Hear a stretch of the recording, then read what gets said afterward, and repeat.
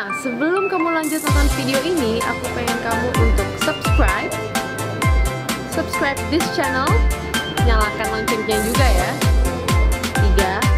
3, 2, 1. Udah. Nah, gitu dong. Thank you ya udah subscribe.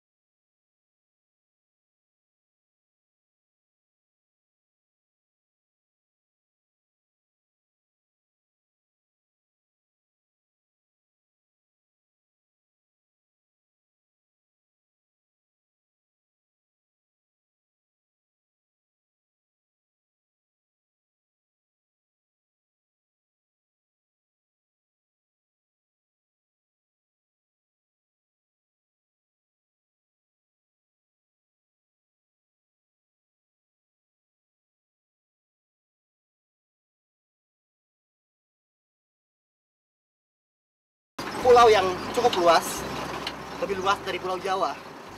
Di sini berbagai satwa bisa ditemukan, seperti ular-ular besar, lalu beruang, gajah, ataupun harimau Sumatera yang sudah nyaris punah.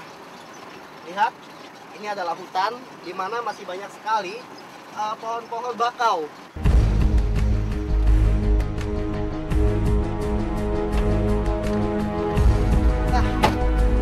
Rasanya kurang lengkap banget kalau misalkan Panji menjelajahi daerah ini hanya dengan menggunakan jeep. Sekarang waktunya kita jelajahi hutan dengan berjalan kaki. Ayo! Terik matahari tak lagi terasa menyengat begitu saya memasuki kawasan hutan yang berada di pinggiran kota Bengkulu. Kabarnya di sini masih banyak terdapat jenis satwa liar penghuni hutan. Namun tak mudah memang untuk bisa bertemu dengan mereka. Hutan di Pulau Sumatera memiliki karakter yang agak berbeda dengan Pulau Jawa. Di sini masih terdapat satwa liar yang sewaktu-waktu bisa memangsa manusia jika memasuki wilayah teritorialnya.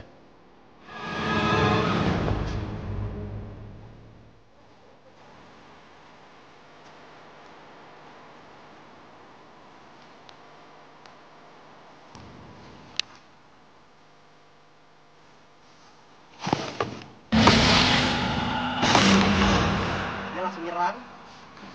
Seekor piton reticulatus yang sedang berada di kubangan air menghentikan langkah saya untuk menyusuri hutan lebih dalam lagi. Kemungkinan ular ini telah mengetahui lebih dulu kedatangan saya, sehingga berusaha bersembunyi di kubangan air yang berada di balik rerumputan pohon.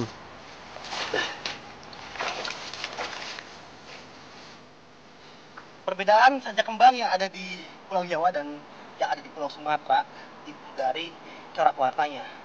Corak warna yang ada di Sumatera kuningnya itu lebih menyala, lebih terang. Yang di Sumatera juga ukurannya bisa lebih panjang dibanding yang ada di Jawa, dan tingkat keagresifannya pun lebih agresif yang di sini. Lihat aja.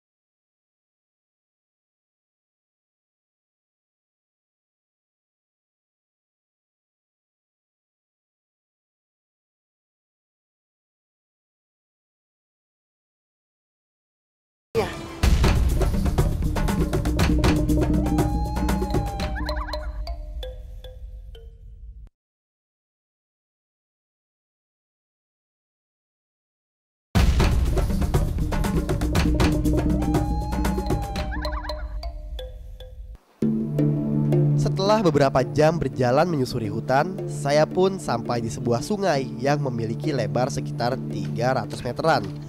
Derimpunan pohon bakau terlihat sangat jelas di seberang sana. Untuk bisa mencapai bagian seberang sungai, saya harus menggunakan rakit atau sampan yang biasa dipakai oleh pencari ikan di sungai ini. Menyeberangi sungai ini sebenarnya sangatlah beresiko, karena menurut para nelayan, di sungai ini terdapat sejumlah buaya muara yang sering muncul dan tak sedikit memakan korban, baik hewan ternak milik warga pinggiran hutan hingga manusia yang sedang menyeberang sungai. Sekarang kita lagi menuju ke seberang, ada hutan bakau dan seberang sananya lagi itu adalah wilayah perbukitan. Dan kata Pak Bambang, tadi dia sempat melihat 2 ekor gajah liar dewasa tuh Pak. Iya. Oke, kalau gitu kita cepat-cepat ke sana, tapi tetap harus hati-hati karena gajah itu kalau yang masih liar sangat agresif. Meski seringkali keluar masuk hutan dan menyeberangi sungai, namun kali ini saya agak khawatir melihat kondisi sungai yang menjadi tempat berkembang biak buaya. Karena jika tidak hati-hati, perahu kecil yang saya naiki bisa saja terbalik karena tersenggol buaya. Jadi Gajahnya ada di dalam hutan sana. Kita harus tetap tenang, diam, terus jaga jarak. Hutan di seberang sungai ini berbeda dengan yang di sana tadi. Pepohonan agak jarang, dan yang tampak sejauh mata melihat hanyalah padang savana. Sehingga terik matahari siang sangat terasa menyengat kulit. Namun, rasa penasaran akan kondisi hutan dan satwanya membuat saya tetap nekat untuk menyusurinya. Beberapa puluh meter saya berjalan dari pinggir sungai menuju ke dalam hutan. Seonggok kotoran gajah menyita perhatian. Keberadaan kotoran gajah di sini menandakan daerah ini merupakan teritorial atau wilayah tempat gajah mencari makan. Lihat, di sini Pak Ji sudah menemukan jejak adanya keberadaan gajah di tempat ini, yaitu mulai dari banyaknya rumput yang memang merupakan makanan kesukaan gajah, dan ini juga ada kotoran gajah. Ini benda-benda bulat yang seperti sarang burung ini adalah kotoran gajah. Gajah memakan rumput, dan lihat rumput ini hampir 70% tidak tercerna dengan baik. Gajah yang berada di sini adalah gajah Sumatera yang merupakan subspesies dari gajah Asia yang hanya memiliki habitat di Pulau Sumatera.